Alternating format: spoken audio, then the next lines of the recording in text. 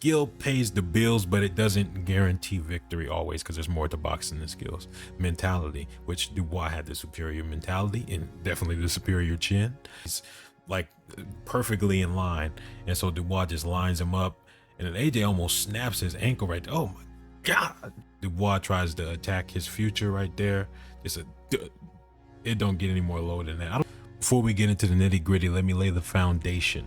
The framework this analysis is going to at least partially focus on is the idea that leading up to the KO, AJ was starved of success, bereft of opportunities, and Dubois was accumulating more and more success, dropping them, hurting them, controlling these rounds, and AJ became desperate. And even in the second round, we're going to take a look at that.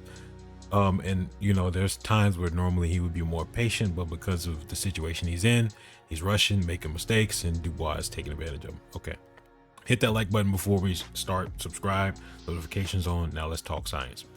So AJ got thrown off kilter by Daniel Dubois' immediate and overwhelming aggression. He had two primary responses in that first round, which we broke down.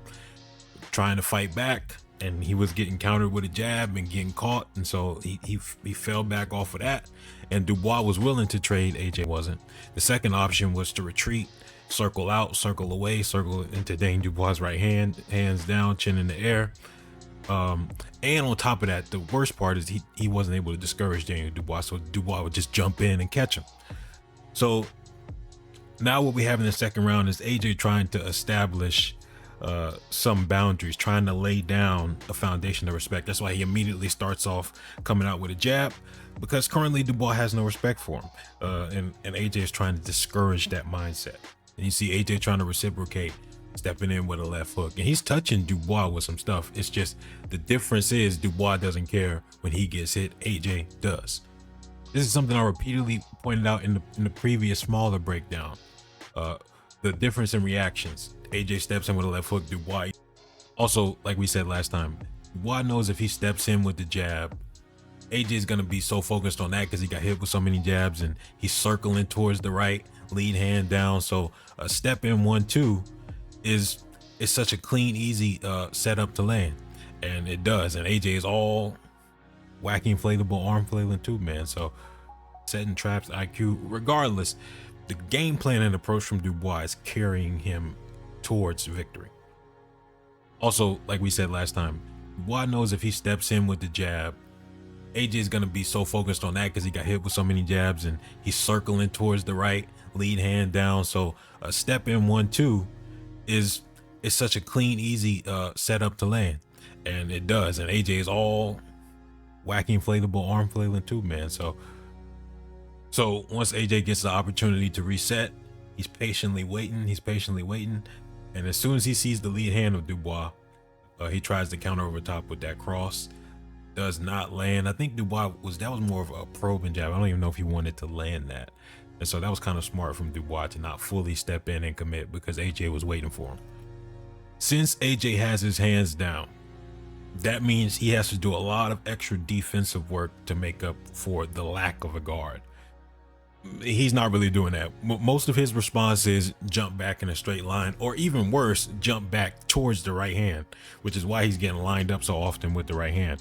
But even if he jumps back in a straight line, all Dubois has to do is just jump further in and follow up with a right hand. And so what he's doing on defense is not making up for the lack of the guard that he wants to fight with, and he's instinctively fighting with. Here's an important point. And I always say this when it comes to getting knocked down or getting concussed. A concussion is a factory reset. So when he got dropped and he was like down on the ground in the first round from that overhand, but that brain was rattled. And so even if he wants to start making some adjustments, and he's trying to, it's a lot harder to put everything together when your brain is scrambled. And it's a lot harder to make those adjustments and even put your hands up, especially if you've been trained to keep your hands down. Dubois has no discouraging factors to keep him away from doing stuff like that. He just immediately jumps in, tries to throw a cross over top, and it almost lands because AJ's circling to the right. He's moving straight back. In this case, he's circling to the right, and hands are down. It's just right there. It's right there for the taking. And his reflexes are probably dull. That's another the factor you got to keep in mind with the concussions. He's getting blasted, and so he's trying to react, and he's completely thrown off. That was also good timing from Dubois. He did it while he was stepping. It was like in rhythm with his walk, and he just suddenly boom closes the distance with that jab. Even when he's circling away from the right hand, guard's still away from his chin, so Dubois can catch him with the left also. So AJ is running out of options. AJ's running out of options. Every time he's trying to adjust, that jab is resetting him, bringing him back to a baseline. And then when he's trying to circle different directions, he's getting caught with crosses and left hooks. And so Dubois is just completely controlling the fight. Dubois actually does show pretty good head movement, at least in the first and second round so far, avoiding that jab. But of course, when he does step in, there's a timing opportunity there. The problem is AJ is also right on a straight line with Dubois. So that's why they're trading jabs, because both are going right in a straight line. Dubois stepping in and AJ's just standing there. The double jab, the 1-1-2 from AJ is actually a pretty smart move, because he knows that Dubois is going to respond with a jab, and if he responds with a jab, he can come over top with a cross. But Dubois sees it coming, and so he kind of deflects it with the back of his shoulder, and they trip over each other. Daniel has an underrated jab. Dubois' jab is just piston-like. It just shoots out.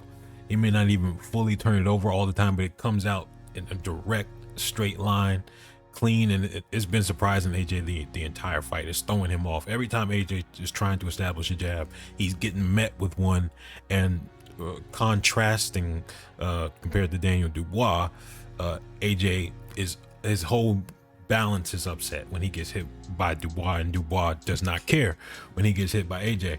And so Dubois is landing these jabs, and he's taking some jabs. He does not care, and the jabs are making AJ want to circle away from Dubois' left side, and so he's circling towards Dubois' right side.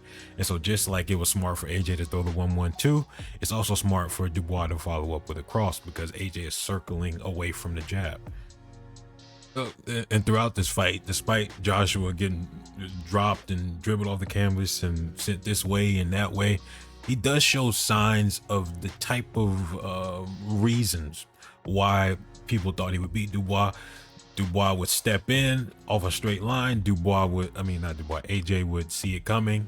He would slip, or he would pull and counter over top, but Dubois he's getting underneath it. Dubois is getting around a lot of these counter shots. He is running into some of them, like how he did in the first round, and how he will later. But you see some of the signs of how AJ could have been more successful. But Dubois, again, the attitude, the game plan, the approach is such a big factor in why things turned out the way they did.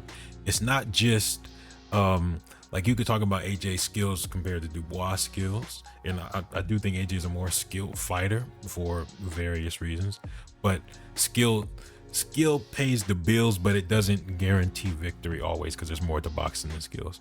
Mentality, which Dubois had the superior mentality and definitely the superior chin, and that played a massive factor in the outcome.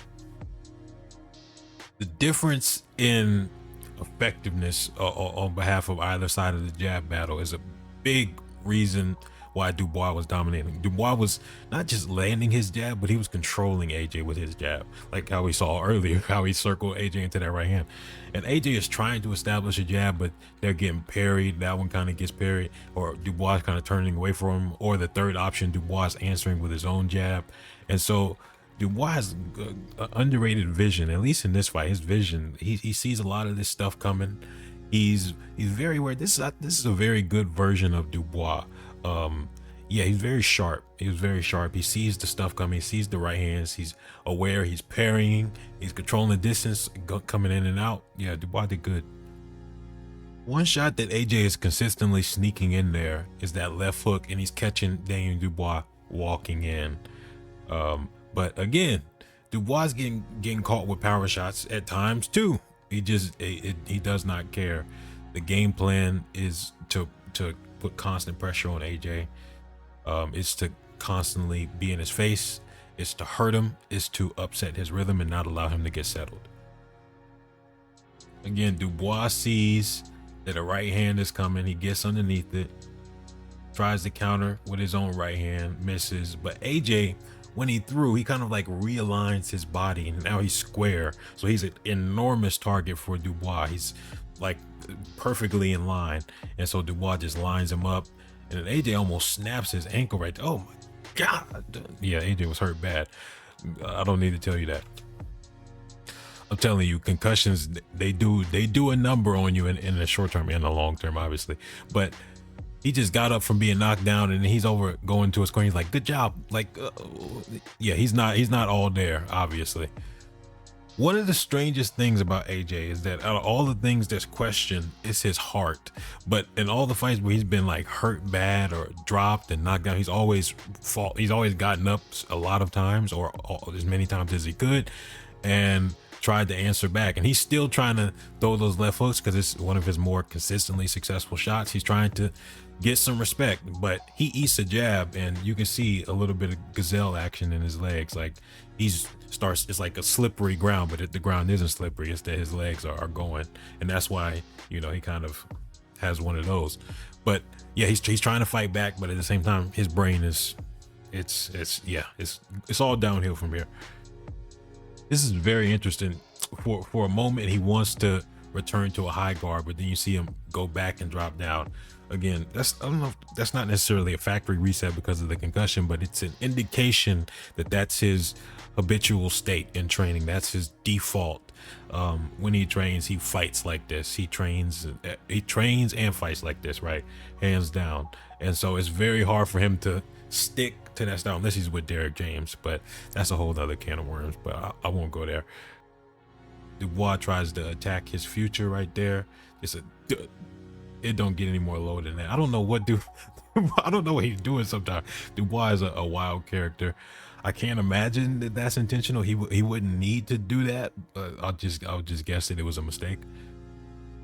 One of my favorite parts about fighting and looking at fights, there's almost always an example of the ending before it comes.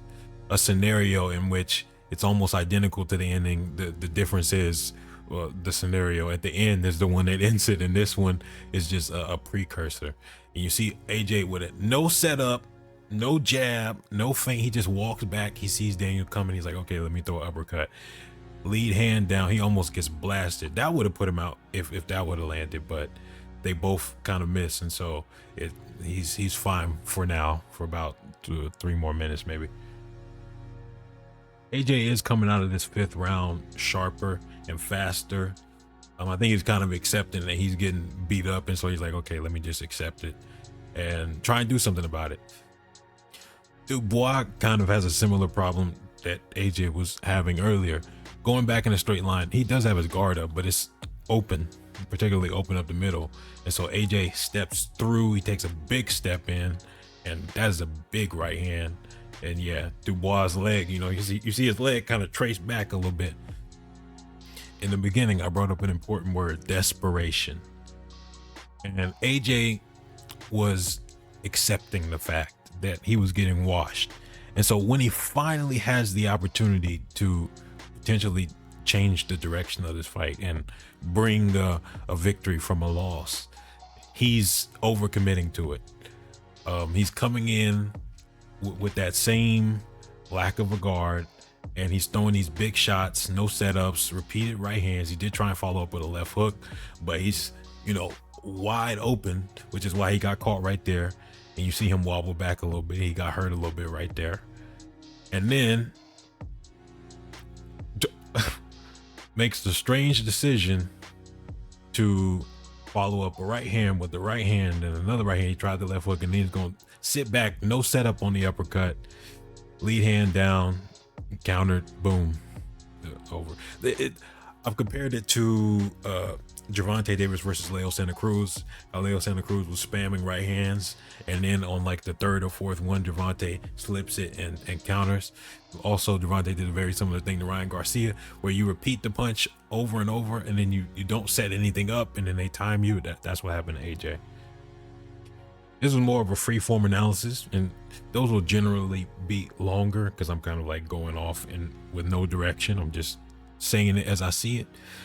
So it's less concise, but here we go. These are my thoughts on the fight, and Yeah, I will see y'all later. Caleb Plant versus Macumbi coming soon. That one will be more organized, likely shorter. I'm out.